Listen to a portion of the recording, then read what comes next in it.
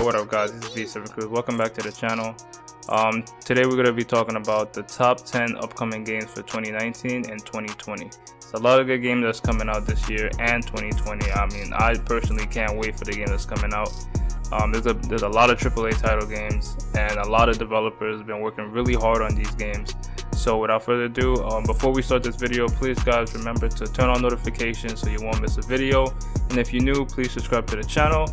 And having that said, let's get into the video. Coming at number 1, I think we all have to agree, we have to start off with The Last of Us 2. This is a game that we've been waiting for almost since 2013. Yeah, so it's been a pretty long time, like about 5 years that we've been waiting for this game. And yeah man, it's been a long time coming.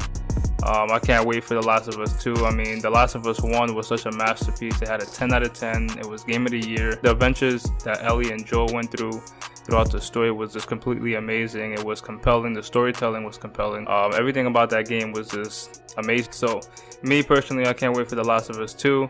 She's a grown girl now. She's a big girl, and she's gonna raise some hell. Coming at number 2, we have to go with CYBERPUNK 2077. Now this game is massive. The video revealed, like the game reveal that they had like a few months ago, like 4 months ago, was completely amazing. Like the game details, the elements in the game is like by far the most craziest thing I could imagine in a video game, especially in an open world RPG. Like this game, CYBERPUNK 2077 is gonna be amazing. I'm hearing that every decision is going to matter throughout your whole story. Like every decision will like put you in a different path in your story. Like I don't think everyone have the same storyline, like basically depending on your decisions that you go throughout the game.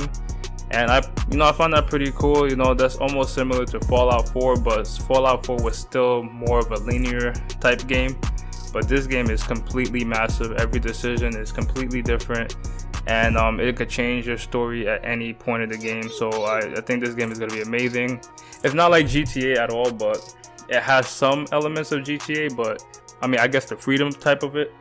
But this game looks amazing. You could create your own character, how she want to look, so how he wants to look, or how it want to look, so I don't know. And yeah, I mean, this game is gonna be cool.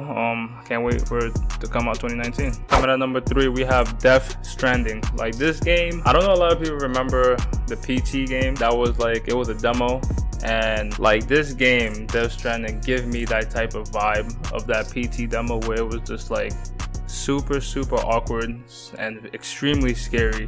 STRANDING is like one of those games that will leave you like, huh? Like it will leave you in a question mark. Like every point in the game is just gonna make you like think. And I'm not too sure what this game is really about, because it's just giving us like random trailers. But the gameplay is seeing, it's gonna be really in depth. And I think Kojima's making the game. I'm pretty sure. Yeah, Kojima. They have a good track record of making crazy games. I mean, Metal Gear Solid, was it 4 or 5? I think Metal Gear Solid 5 was probably the last game that they made that was really good in my opinion. And yeah, so hopefully STRANDING live up to the hype, and I'm looking forward to it. Coming at number 4, now this game I am really excited for it. The game is ANTHEM. I think everybody seen ANTHEM in E3. There was a few trailers and gameplay that was going on for the last 2 weeks.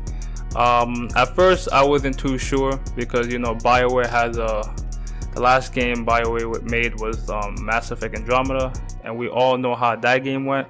I mean, I'm not gonna say Andromeda was a terrible game. I'm just saying it was just a little underwhelming. It was like maybe like borderline okay, like average. It could have been better, because BioWare made the other Mass Effect that was a lot better. So I guess like the company fell apart during production and development, so everything probably just didn't really happen the way they wanted to. But with ANTHEM, I'm hearing that they're fully engaged. They're going full force with ANTHEM, and I'm hearing a lot of good feedback from the community for ANTHEM, and the people who played it, that beta tested it, saying that the game is really fluid, fun, exciting, and fast. So that's really good to hear. I'm excited for ANTHEM. I want to create maybe like a black and yellow type Bumblebee javelin, or maybe a pink javelin, who knows. The customization is wild in this game, so you can have fun with that. And let me know if you guys are excited for ANTHEM, because I know I am. Coming at number 5, now we have to have a zombie game. I mean, we already had Last of Us, And now we having this game called World War Z. World War Z is like a Left 4 Dead type game, but not really. It's like a shoot 'em up game where you just fight hordes of zombies coming at you. But what's so interesting about this game, you basically go to, you know, different places, a different objective, almost a similar to Left 4 Dead style. But this game looks cleaner than Left 4 Dead by the graphics, and you know, the shooting mechanics looks pretty good. You know, it's like, I think it's like a decent average zombie game. So I'm pretty sure I'm gonna be picking this one up and probably playing with my friends, you know, if anytime we're bored. But this game looked pretty good, pretty fun, and yeah, I'm looking forward to it. Coming at number 6, Gears of War 5. Now Gears, we're already in the 5th game of Gears. I mean, to me, I feel like Gears of War 2 is the GOAT. For me, I feel like Gears of War 2 was like by far my favorite Gears of War. At the time, I think that's when it was in its prime, like at its peak. Like Gears of War 2 was like at its peak where Call of Duty was, like Modern Warfare 2. It's always the 2's games that's always like, you know, the best games, like Spider-Man 2, Gears of War 2, Left 4 Dead 2. Nah, I don't think Left 4 Dead was better than 1, but like, you know, like Uncharted 2, like all the 2 games, somehow I feel like the sequel is always better than the, you know, the first game. But 3 was okay, 4 was alright. Hopefully 5 will live up to, you know, to the trailer, because I feel like it's going more in that open world type feel for Gears of War 5. I think it's not going to be as linear as the rest of the Gears of War. So hopefully they could get that right. I mean, you know, the company's been there for like a decade, so it's always good to try something new. You see with God of War how games were like linear. I mean God of War was a little linear for God of War 5, but the game was just like fresh, like it was different from the other God of Wars, and they won Game of the Year because they tried something new. So maybe Gears of War 5 could just do something different, but still keep the core of Gears and just, you know, go wild with it. So I'm gonna be looking forward for Gears of War 5 in 2019. Coming at number 7, we got Jump Force. Now this game is like a crossover through all the Shonen Jump anime, where you could be Goku, Luffy, you could be Naruto, Sasuke, basically every single Shonen Jump character that's been in all these animes. It's like a big brawl. It almost feels like Naruto Storm a little bit, but not too much. But I played the beta. The beta is pretty fun. At first I wasn't too sure if I was interested of getting Jump Force, because I'm more of a like Xenoverse, Budokai, and, you know, type of gamer. But after playing it, I could say for right now that the game is really fun, really fast paced, and, you know, I like fast paced games, so I will be picking up Jump Force. The game is really good, and, you know, anytime I could go Super Saiyan Blue with Goku, man, you know, that's a done deal. Coming at number 8. Now this is one of my favorite games that's coming out, Dying Light 2. I played the first one back in 2015, and when I tell you it was a next gen experience, to me, when I first played Dying Light, that was like the time when I finally got a next gen console in 2015. I was like kind of late to the next gen like party. I was still owning a PS3 and an Xbox 360. So when I got the Xbox One, I got Dying Light, and when I tell you it was a next gen experience, it was a true next gen experience. Like the game was super exciting. It was scary at sometimes, because those, I think they call them the nightmares, the creatures that were in the game.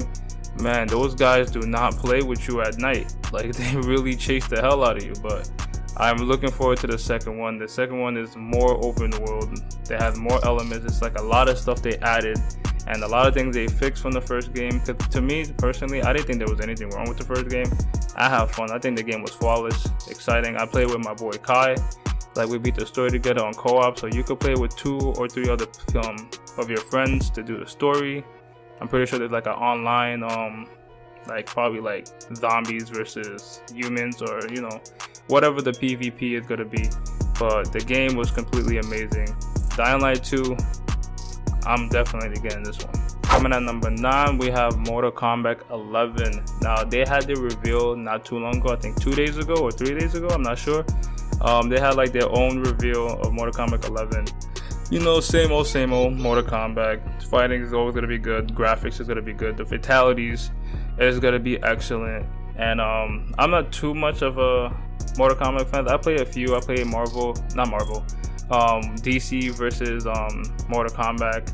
That was one of my favorites. I played, I think I played X. I'm pretty sure I played X. The game was pretty fun, you know.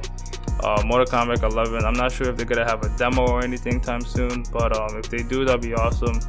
But yeah, I'll be looking forward to seeing more about Mortal Kombat 11. Let me know if you guys are excited for Mortal Kombat 11 or if you're not. And finally, number 10, I think we all know this was coming. Dragon Ball Project Z. This is by far my most anticipated game for 2019. I mean, maybe not the most, but me, you know, guys, I'm a huge Dragon Ball Z fan. You guys know how much I love my Dragon Ball, how much I love playing Dragon Ball games.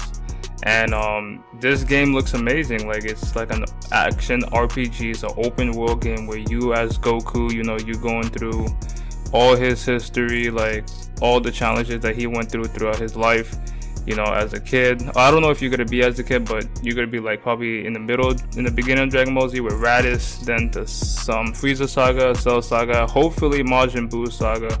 I don't want them to do what they did with Burst Limit, where they just went from Raditz and then stopped at Cell. Like, I feel like that's kind of, yeah, you know, I'm not feeling that. I need something, you know, complete. Like, if you're gonna call it Project Z and it's a Dragon Ball Z game, just finish it off. Like, start from Raditz and end it at Buu. Like, Majin Buu is the last Dragon Ball Z content that we have for Dragon Ball Z, so we should just end it at there.